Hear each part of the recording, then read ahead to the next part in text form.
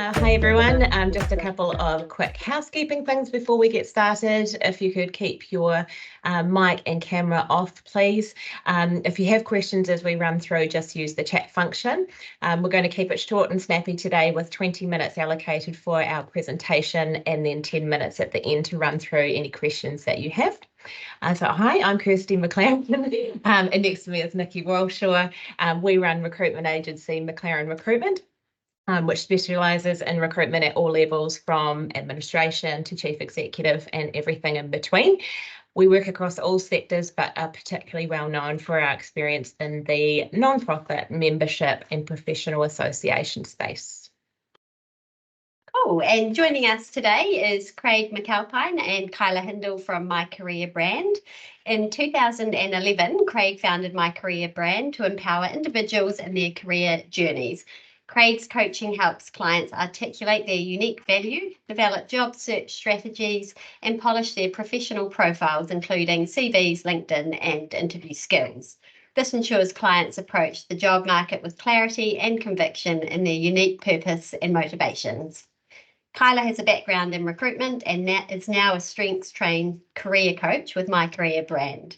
A regular poster on LinkedIn, she specialises in working one-on-one with job seekers at all levels to allow them to present themselves with confidence through the job search process. So as you know, today's webinar is focused on how you can nail your next job interview.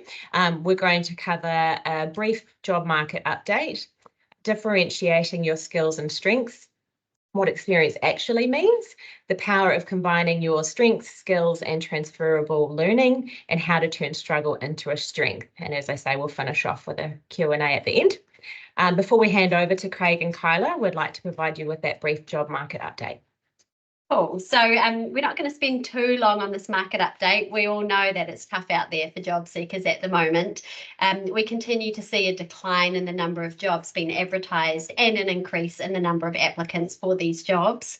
And while unemployment is slowly rising, there are still major talent shortages in lots of areas across New Zealand, in part because of record net migration. Stats of New Zealand have just reported that in the year ending March 2024, 52,500 Kiwis left for overseas, in particular to Australia. Despite all this, it's not all doom and gloom out there, and this isn't going to last forever. There are certainly still lots of job opportunities to be had. So if you're looking for a new role, hang in there and let's look at how we can help you to best position yourself to nail your next job interview. Over to you, Craig and Kyla. Thanks, Nikki and Kirsty. Okay, so I wanted to start by talking about the difference between your skills and your strengths. Strengths are often referred to as behavioural attributes, and they're kind of things that are innate within us and things that we're born with. Often they can be a little bit harder to identify, which is where using assessment tools like Strength Finder can be really helpful, versus skills, which are things that we spend our careers working on, developing and mastering. Often there can be a bit of overlap between your skills and your strengths. For example, some people are born with the ability to communicate really well, and they find it really easy to put their thoughts into words. So communication could be a strength, but it can also be a skill. You can spend your career communicating with others and really working on how you deliver your messaging. Skills often refers to things more like sort of your technical skills. So communication could be one, financial management, leadership, for example, yada, yada, yada. Okay, so on this next slide, what we're going to cover here is a little bit more about your experience and what that experience really means. Often we see people come to us at My Career Brand, and I'm sure Nikki and Kirsty, you see this too, and they come and they say, I've got 20 years of experience. But those 20 years of experience actually don't really mean anything unless you can relate that back to what the hiring manager is actually looking for. So what those 20 years of experience means is that you've got 20 years of delivering against the requirements of a role, learning new things and adding value. And it's that transferable learning that is actually the gold that you want to be able to communicate when you get into an interview. The challenge is to bring it all together. So sometimes if we don't bring it all together, and this is kind of what we wanted to, the point that we wanted to make with this slide is that sometimes if you don't link it all, they can kind of work as magnets that sort of oppose each other. Craig, did you have anything that you wanted to add to? Yeah, I think this is a good lead into our next slide, really, and it really demonstrates that there's the synergy that you're creating between your strengths and your skills and transferable learning. And if you don't do that, then you're missing out on an opportunity to bring your full value proposition. So that's effectively the segue into the power of combining and transferability. Kyla. Thank you, Craig. So the power of combining and transferability, you know, the magic happens, I guess, when you can link all three of these things together. So what are, you know, understanding and being able to communicate what your strengths are, understanding and being able to communicate what your skills are, and understanding and being able to communicate what transferable learning you've had in your 20 years of experience. At that point where those three intertwine, you get value. And if you can align that value to what the employer or the hiring manager is looking for, then that's where you're going to be able to present yourself with impact. We have a tool at My Career Brand called the Role Alignment Matrix. And what we use this tool for is basically to help our job seekers to understand what are the key pieces of key selection criteria that you're going to be measured against, or what are the gnarly challenges that you're going to have to tackle in the role, to where your experience lies and how your experience, you know, situations where you have done similar things or faced similar challenges in your career to date. That tool is very valuable in allowing you to select the stories that you want to be able to take into your interview. And when you're thinking about those stories, if you can start to weave in where your skills lie and also where your strengths lie, then that brings a lot of value to an employer. Yeah, I think Nikki and Kirsty, you know, when you're actually getting people coming in, you know, to see you about a role, I mean, it must be, you know, pretty obvious when they're unable to transfer that learning, if you like, into how they've applied and built value around a particular aspect of a role, and the candidates that can do that really stand out. Would that be the case? Yeah, absolutely. It comes across as a lot more credible and puts more weighting behind what a candidate's talking about when they can really demonstrate it.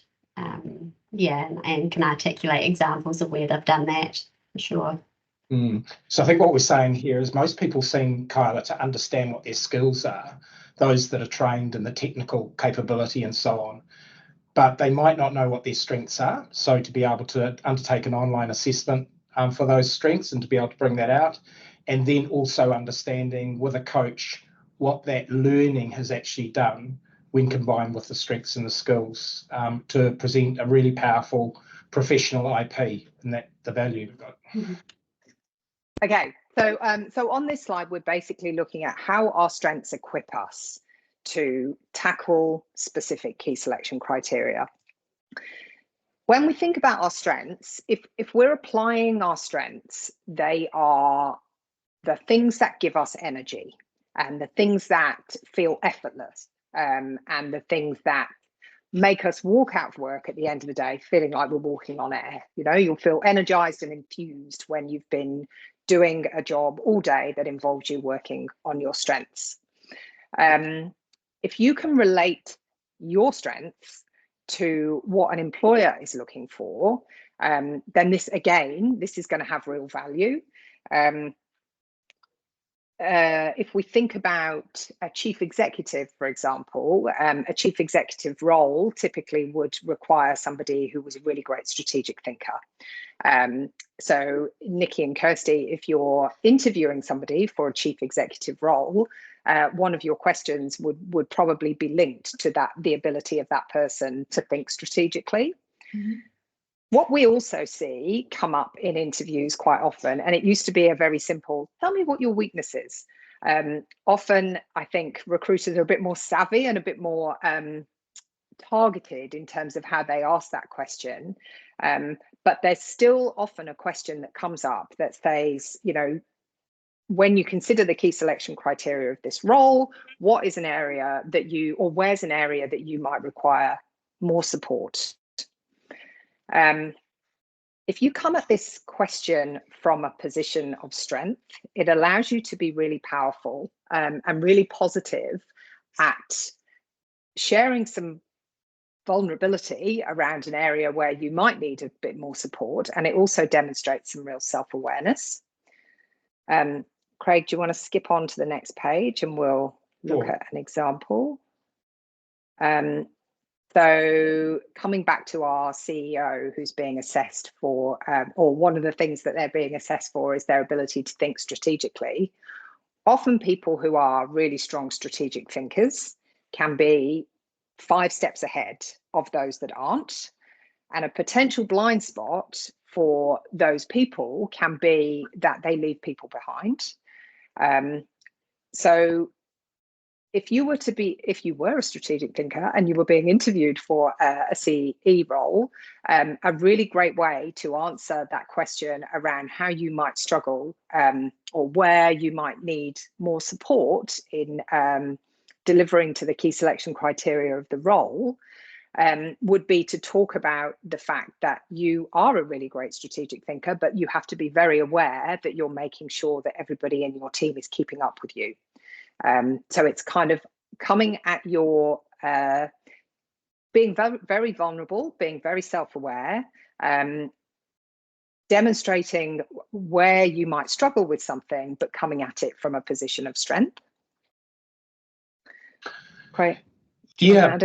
This applies, I think, Nikki and Kirsty, just bringing you in here, I think this applies across all roles at all levels, doesn't it? It's not just C-suite or anything. It's like whatever you are doing in an organization, being able to understand your strengths, you know, whether that be in administrative support, payroll, and so on. You've all obviously, if you're interviewing, generally people have got similar skills. You know, they've got qualifications or skills, but the strengths and the experience and the level of self-awareness actually really helps to be able to deliver that proposition, but also, as Kyla said, the self-awareness. Would that be the case with you when you're interviewing people as well?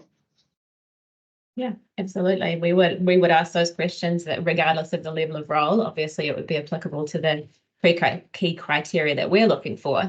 But yes, we will always ask that question about areas for development or where you might need some support. Yeah. And in a CV, you know, I get strength, actually demonstrating strengths. It's not just at the interview, is it? It's in the CV, bringing that to life as well. Mm-hmm. So it's sort of like telling that story about yourself, you know, up front and getting to know the person more.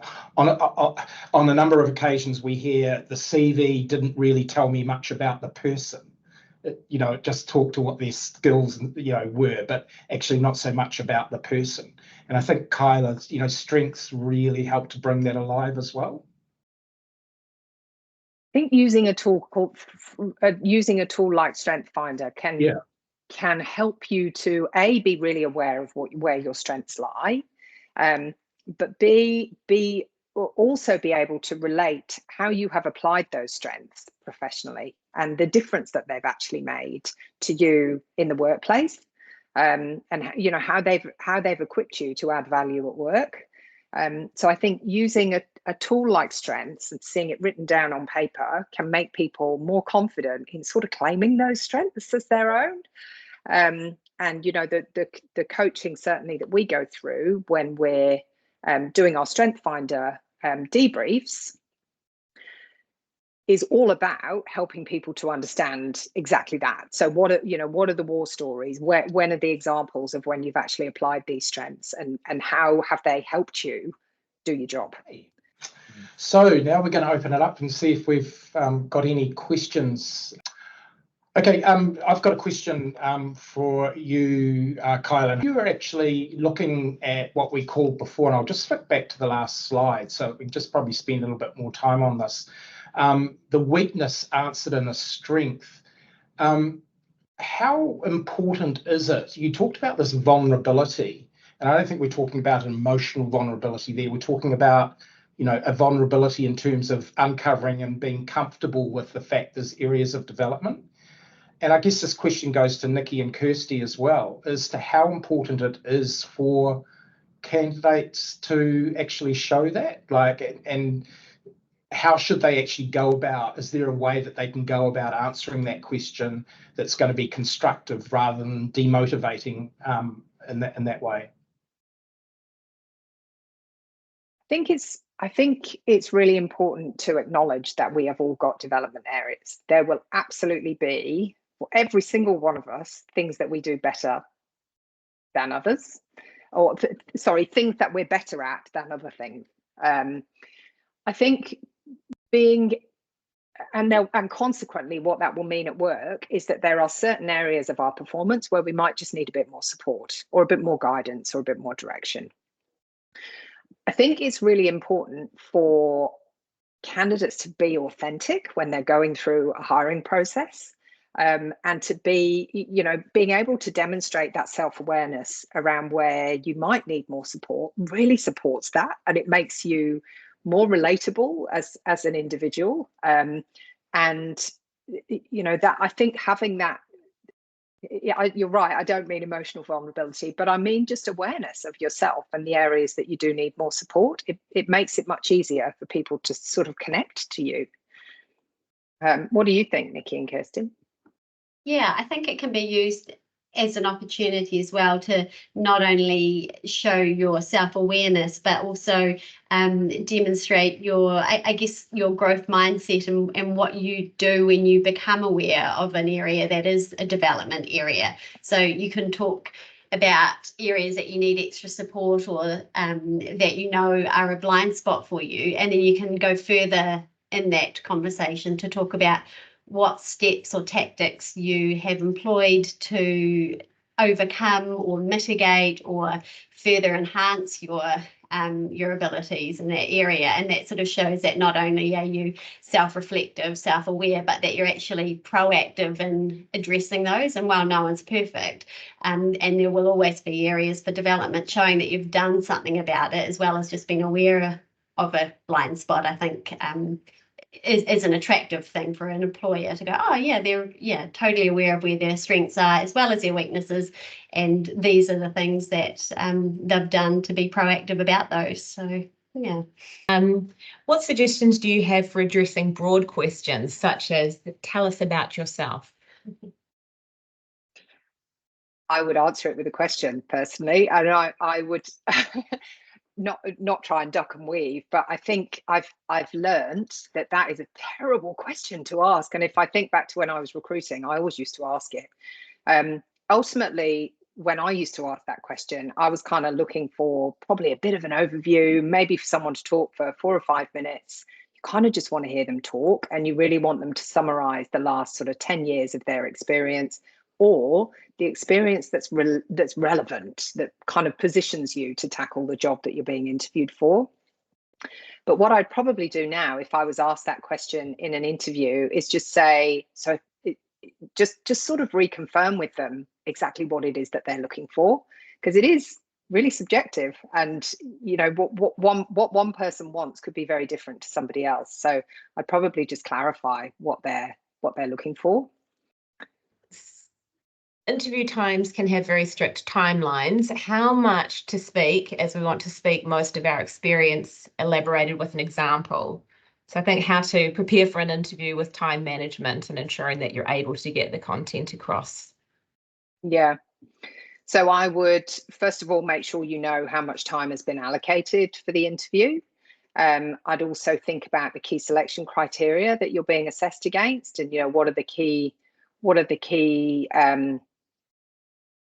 points and the key questions that you're likely to be asked. You can also ask the recruiter or the hiring manager before you get in the room what the format for the interview would be.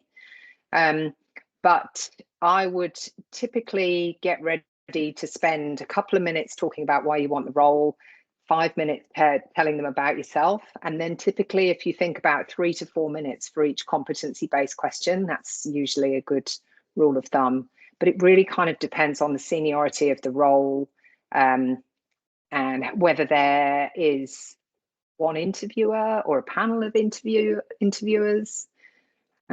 What do you think, Nikki and Kirsty?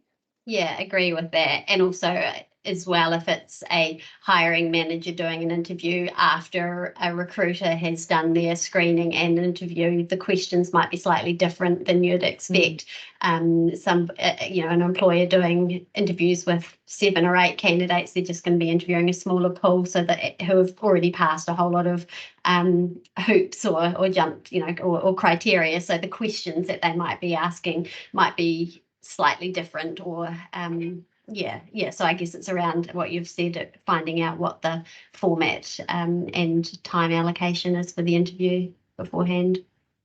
I think it's also important, and this is where the role alignment and capability tool comes in, Kyla, is being able to understand the questions that you've gotten going in, or the areas of the role and going in prepared, and understanding the priorities as well.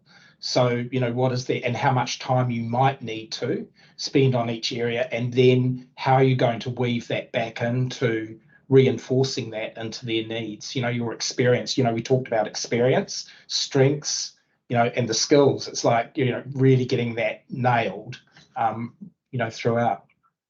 Kate has asked, I'm a generalist and my challenge is always expressing my value across a wide skill set rather than a depth of subject matter. Is there a best practice in this case? I think, again, just looking at the key selection criteria that you're being assessed against, are you looking at a generalist type of role? And I think if you're a generalist looking at a generalist role, I'd just bring it back to the key selection criteria that you're going to be assessed against and make sure you've got examples to demonstrate all. Bear in mind that each of our examples can often demonstrate 3 or 4 different strengths or skills or competencies. So I think just making sure that when you're picking your stories, just making sure that each story, covers off a range of the key selection criteria that you're looking to sort of prove yourself against. The challenge can often be, if you've been a generalist and you're focusing on, and you're trying to become more specialized, the challenge can often be sort of demonstrating the depth of experience that's required at that level. But I don't think that's what you're asking. A person new into the New Zealand labour market, what key points to be mindful of in the job application and interview process? Craig, do you want to take this one? Yeah, this comes up quite a bit, and Nikki and Kirsty, I think you come in on this one as well. But if you're new into the market, I attended a breakfast not so long ago, and the recruiters that were speaking on the panel and the hiring managers were saying, don't march into that interview or with your CV thinking that what you did in your previous country or where you were is applicable to how things are done here. So you will be bringing in a lot of value, but is it actually the right value? Make sure that that's aligned. Some people coming in from very large markets have very large projects, and quite frankly, for a lot of New Zealand employers, that's just plain scary. When you start talking about those massive budgets and so on, and also the level of support required. So do your homework, know who your audience is, know what their hot buttons or their challenges are, and make sure you talk to those. What is the relevance of your experience to the local market? Kirsty and Nikki. Yeah, no, I totally agree with that. It's, understanding your audience and then tailoring what you can bring to the table to speak to that. And don't be afraid to ask questions, to contact the recruiter or the hiring manager to ask a little bit more about what it is that they're looking for, so that you know how you can tailor your application and your interview answers to that. Yeah, I'll just, Yes. and this is not a plug for coaching at all, but it's just a bit of a heads up. You've spent thousands, possibly tens of thousands, actually relocating yourself to New Zealand. Make sure that you invest in actually getting a job. So that might mean actually engaging an interview coach or a CV coach just for a short period of time to look over your CV, to test your interviewing, and then go to market. But don't mess it up from the beginning. Think about, what you're at, the return that you need to get. Don't miss out on those opportunities. How do you position yourself for a role that is a step up than the role you're currently doing? This means that there is likely to be some gaps in experience compared to other candidates who already have that experience, especially if it is an internal role. There's been a lot of research that shows the fact that a step up, or somebody who's stepped up into a role, is actually more likely to be a high performer than somebody who's stepped sideways. So there's actually a lot of merit in you taking a step up, because you'll be challenged, you'll be engaged, you'll be grateful. There's a whole raft of reasons why you're likely to be a higher performer, but you need to get the look in the first place. So I think come back to the skills that are required. So just because you haven't done the actual job doesn't mean that you don't have the skills. In fact, you probably wouldn't even be looking at this role if you didn't have the skills to do it. So I think just making sure that that your CV, the front page of your CV, really clearly positions you to have the skills and the strengths to be able to tackle the role itself. I think it's also demonstrating where you've stepped up before too, Kyla, on that front page. So provide examples of where you've had to step up before, so that they can see that this is part of who you are. It's part of your MO. I was at a conference just a couple of weeks ago, and the chair of the board, it was a first-time CEO in a very large organisation. It was her first CEO gig. I mean, it was a massive step up. But he said, I was hiring on her potential. I know she could do the job now, but I was hiring on her potential, and she would get us to where we needed to be in 2 years. But was she going to be the person at that 2-year point to take us beyond? And I believe that she was, or is. So make sure that you focus on that potential areas. And I think strengths are a good way of demonstrating that too, Kyla, and your various strengths that you have around the self-awareness. You cannot learn unless there's self-awareness. A couple of people have asked a similar thing. That is, how long should a typical application be? And 1-page cover letter and 2-page CV? Question mark. We could do a whole webinar on that, couldn't we? What do you think, Kirsty and Nikki? I feel like I'm jumping in all the time and talking over you. Yeah, I don't think you need any more than 1 page for a cover letter, for sure. I'd keep it to a 1-page max. And then CV, 2 pages is pretty short. It depends how much previous experience you have to talk about as to how long it potentially might be. But it's more around covering off probably the last 10 years of your work experience, and then maybe a really brief summary going back beyond that. 4 pages for a CV is totally fine. As long as what you're conveying in terms of your experience is relevant to the role, and gives a good picture of your career trajectory. I think that's the most important thing, rather than a page target. Yeah. Mm-hmm. Yeah. Can I just make a point on cover letters? I am a big advocate of cover letters. I think that they are, really valuable, and can often be the point of difference between somebody actually getting a call and not.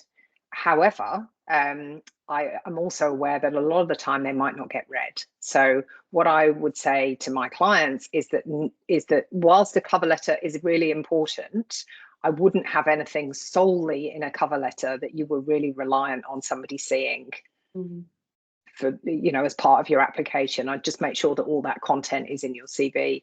I was talking to somebody a couple of weeks ago who's been job seeking for some time, and they were saying that they write a new cover letter for every single application and submit the same CV. For me, I feel like that's the wrong way round. I think absolutely being really targeted about your cover letter is really important, but it's also really important to target your CV. So yeah, spending the time on both. Yeah, the number of times you read a CV that almost makes it into the no pile, and then you read the cover letter and go, oh my goodness, why was that not in the CV? And they just get into the yes pile to be called, but only because we're thorough and we do read cover letters. But I can imagine there would be lots of organisations that don't. And if you haven't put it in your CV, you might find you don't get a call. So I agree with your point there, Kyla. I think that's a really good point, Nikki, around lots of people that don't. A lot of the large organisations use applicant tracking systems, you know, whether it be Snap Hire or anything like that.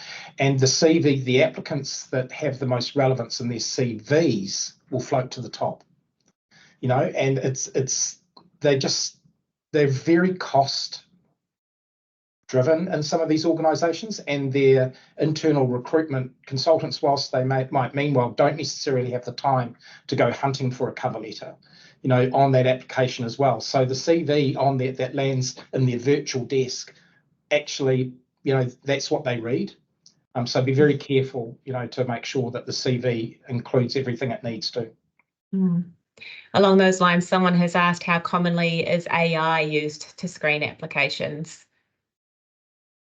We don't use it. Our system has the capability to do it, but we personally don't use it here. We review every cover letter and CV that comes through. But Craig and Kyla, what do you see in terms of those that you're working with? In terms of the applicant tracking system screening them, I'm not sure. I don't have that information. We were having a conversation about this yesterday, weren't we, Craig? We were. I think that there is, you know, if I think about ChatGPT specifically, I think there's a lot of value that you can use as a job seeker to help you target your CV using ChatGPT. However, I would the key word there is help. Like I would absolutely, if you're using ChatGPT to help you create content, edit at the end of it, and just make sure that content is no longer what's been produced by ChatGPT. It's great as a starting point, but it needs to be put into your own words or finessed into your own language.